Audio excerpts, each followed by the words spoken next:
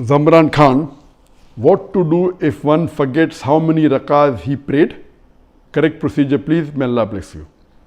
While a person is praying, and if he forgets how many rakah has he prayed, and this happens quite a few times because the mind diverts and you forget how many rakat have you prayed. So in this situation, you count the lower number.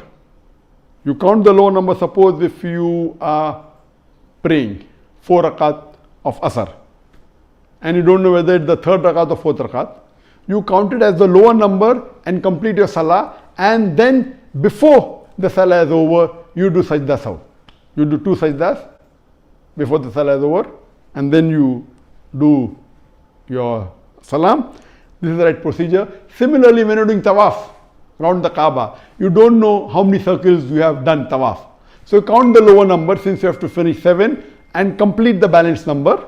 That is the right procedure. Count the lower number and complete the salah, and in the salah you do sajda saw.